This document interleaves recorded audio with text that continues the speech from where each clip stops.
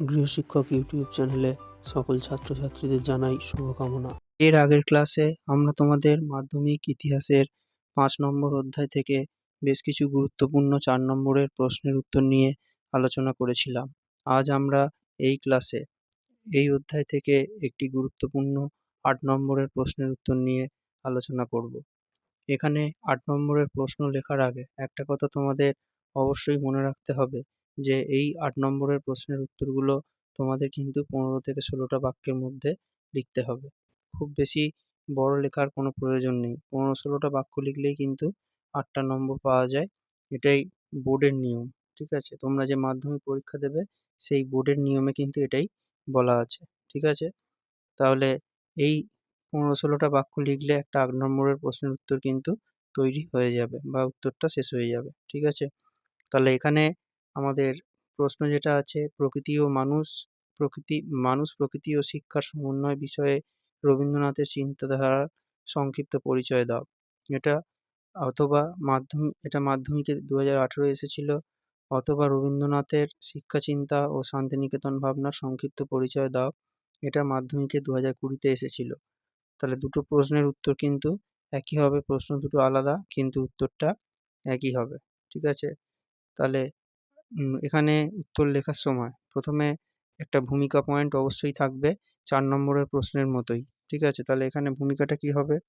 ভূমিকাটা যেভাবে লেখা যাবে সেটা হবে যে রবীন্দ্রনাথের তিনি যে চিন্তাভাবনা করেছিলেন, তিনি মানুষ, প্রকৃতি ও শিক্ষার একটা মানুষ, প্রকৃতি ও শিক্ষার মধ্যে তিনি একটা সম্পর্ক তৈরি করতে চেয়েছিলেন। সেইজন্যই তিনি প্রকৃতির মধ্যে শিক্ষা দেওয়ার কথাটা তিনি বলেছিলেন। ঠিক আছে? আর এর পরের পয়েন্ট যেটা তোমরা লিখবে, তাহলে ১৫-১৬টা বাক্য খুব বেশি বড় কিন্তু লিখবে না। বারবার আমরা এই কথাটাই বলছি। ঠিক আছে? এরপরে রবীন্দ্রনাথের শিক্ষার ধারণা। তাহলে রবীন্দ্রনাথ শিক্ষা নিয়ে কি বলেছিলেন? তার মতে শিক্ষা হচ্ছে মানে শিশু আর বালকদের এমনভাবেই শিক্ষা দিতে হবে যাতে তাদের বুদ্ধি আর কল্পনার বিকাশ হয়। আর তিনি ভারতের প্রাচীনভাবে যেভাবে শিক্ষা দেওয়া হতো, মানে গুরুর বাড়িতে গিয়ে ছাত্ররা পড়াশোনা করতো, গুরুকুল যেটাকে আমরা বলি, সেটাই তিনি ফিরিয়ে আনতে চেয়েছিলেন। আর রবীন্দ্রনাথ মাতৃভাষায় শিক্ষা দেওয়ার কথা বলেছিলেন। ঠিক আছে? আর তিনি বলেছিলেন যে বিজ্ঞানের জ্ঞান ৪ দেয়ালের মধ্যে নয়, সেটা হাটে, মাঠে, মাটিতে। এই কথাগুলোই তিনি কিন্তু শিক্ষা সম্পর্কে বলেছিলেন। ঠিক আছে? আর এরপরে পয়েন্ট যেটা হবে সেটা তোমরা লিখবে ইংরেজদের শিক্ষার সমালোচনা। তাহলে রবীন্দ্রনাথ কিন্তু ইংরেজদের যে শিক্ষা বা পাশ্চাত্য শিক্ষা বা ইংরেজরা যেভাবে শিক্ষা দিত, সেই পদ্ধতিটাকে তিনি একদমই ভালোভাবে মেনে নিতে পারেননি। তিনি মনে করতেন কি যে এখানে শিক্ষকরা মানে এই ছাত্ররা যন্ত্র আর শিক্ষকরা যন্ত্র তৈরি করতে চায় আরকি ছাত্রদের দিয়ে। ঠিক আছে? এইরকমই তার ভাবনা-চিন্তা ছিল। ঠিক আছে? তাই তিনি এইটার সমালোচনা করেছিলেন। কারণ তিনি মনে করতেন যে এই শিক্ষার মধ্যে দিয়ে ছাত্রছাত্রীদের মনের বিকাশ কখনোই হবে না। ঠিক আছে? আর পাশ্চাত্যের মানে ইংরেজি যে চিন্তাধারা আর জ্ঞান, সেটাকে তারা সঠিকভাবে ছেলেমেয়েরা আত্মস্থ করতে পারেনি বা তারা সেটাকে মেনে নিতে পারছে না। এই কথাটাও তিনি বলেছিলেন। তাই তিনি এই শিক্ষার সমালোচনা করে নতুনভাবে যাতে ছাত্ররা শিখতে পারে, সেজন্য তিনি শান্তিনিকেতন তৈরি করেছিলেন। সেটাই পরে বিশ্বভারতী নামে পরিচিত হয়েছিল। ঠিক আছে? তাহলে এই পয়েন্টগুলো এভাবেই তোমরা তৈরি করবে। আর আমাদের ক্লাস কেমন লাগছে সেটা তোমরা কমেন্ট করে অবশ্যই জানাবে। আমাদের ক্লাস ভালো লাগলে তোমরা অবশ্যই লাইক করবে এবং এই ক্লাসগুলো তোমরা অবশ্যই বন্ধুদের মধ্যে শেয়ার করবে। ঠিক আছে? তাহলে প্রশ্ন যাই দিক, যদি আমরা বুঝে নিয়ে ঠিকভাবে লিখতে পারি তাহলে যেকোনো প্রশ্নের উত্তর কিন্তু সহজেই লেখা যাবে। ইতিহাস তোমরা বুঝে নিয়ে তারপরেই সেটা লেখার চেষ্টা করবে।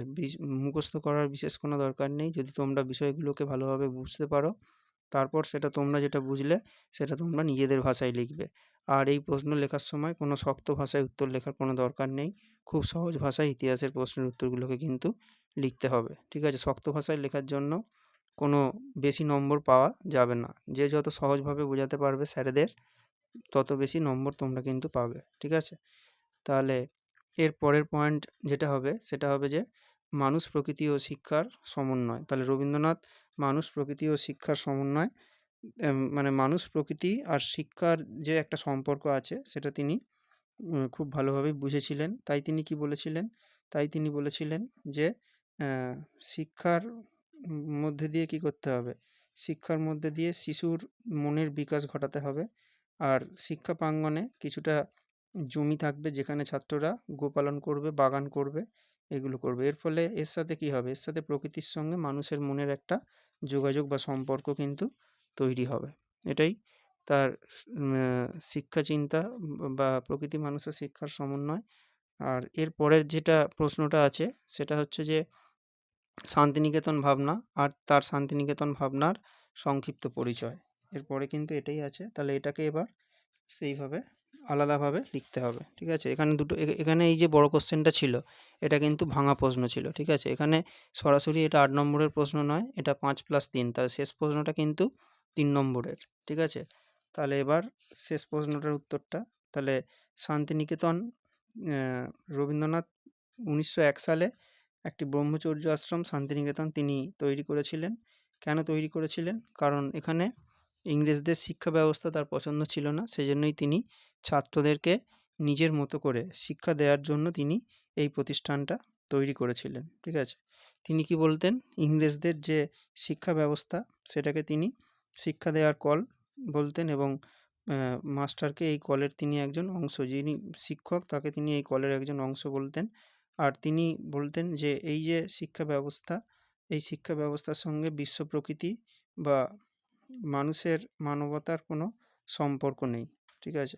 তাই তিনি একদম প্রাচীন ভারতের যে প্রাচীন পদ্ধতি, গুরু শিষ্যের যেখানে সম্পর্ক ভালোভাবে তৈরি করা যায়, সেই প্রাচীন পদ্ধতিতে গুরুকুল পদ্ধতিতে কিন্তু শিক্ষা দেওয়ার কথা তিনি বলেছেন। ঠিক আছে? তাহলে এখানে পয়েন্ট তোমরা লিখবে যে শান্তিনিকেতন তৈরি বা শান্তিনিকেতন প্রতিষ্ঠা এইটা। আর বিশ্বভারতীটা শান্তিনিকেতনটাই পরে বিশ্বভারতী হয়ে গিয়েছিল নামটা। ঠিক আছে? তাহলে এটা হবে। আর প্রকৃতি, মানুষ ও শিক্ষার মধ্যে যে সম্পর্ক তৈরি করে তিনি একটা নতুন ধরনের শিক্ষা তিনি তৈরি করেছিলেন শিক্ষা ব্যবস্থা। ঠিক আছে? আর এরপরে একটা পয়েন্ট তোমরা লিখতে পারো, সেটা হবে তোমরা যেটা লিখবে সেটা হবে যে শিক্ষা ব্যবস্থা। এখানে তিনি ৩টি নীতির কথা বলেছিলেন যে শিক্ষা ব্যবস্থাটা তিনি এখানে করেছিলেন। ঠিক আছে? তিনি কি বলেছিলেন এখানে? তিনি ছাত্রছাত্রীদের স্বাধীনতা দিয়েছিলেন, খেলাধুলা করার সুযোগ দিয়েছিলেন এবং তিনি অবাধ চলাফেরা করার সুযোগ দিয়েছিলেন। ঠিক আছে? আর কি? আর হচ্ছে যে সাংস্কৃতিক বিষয়, তাহলে শান্তিনিকেতনে কিন্তু পড়াশোনার সাথে সাথে বিভিন্ন সাংস্কৃতিক বিষয় যেমন গান, নাটক, তারপরে নাচ, এইসব বিভিন্ন বিষয় কিন্তু সেইগুলোকেও পড়াশোনার সাথে সাথে সেখানে রাখা হয়েছিল বা এইসব বিষয়গুলো নিয়েও ছাত্রছাত্রীরা পড়তে পারত, তাহলে তাদের মনের বিকাশ ঘটানোর জন্য। আর কি? আর এর সাথে সেখানে কিন্তু কারিগরি শিক্ষা মানে ইঞ্জিনিয়ারিং বিষয় বা বৃত্তিমূলক শিক্ষা সেই সম্পর্কেও কিন্তু কাজের মাধ্যমে যে শিক্ষাটা সেই বিষয়েও কিন্তু সেখানে পড়ানো হতো। ঠিক আছে? আর তিনি যেটা বলেছিলেন তাহলে এই বিশ্বভারতী তৈরি করেছিলেন শেষে। আর এরপরে উপসংহার, তাহলে উপসংহার পয়েন্ট করার আগে একটা তোমাদেরকে অবশ্যই বুঝতে হবে যে এই প্রশ্নের উত্তরটা তোমরা কিন্তু বাড়িতে অবশ্যই লিখে অভ্যাস করবে। ঠিক আছে? কেন এত বড় প্রশ্ন না লিখলে তোমরা কিন্তু পরীক্ষায় গিয়ে সঠিকভাবে লিখে আসতে পারবে না। ঠিক আছে? আর উপসংহার তাহলে রবীন্দ্রনাথের মানে শিক্ষার মূল কথাই কী ছিল? যে শিক্ষা মনুষ্যত্ববোধের জন্ম দেয় সেটাই হচ্ছে যে প্রকৃত শিক্ষা।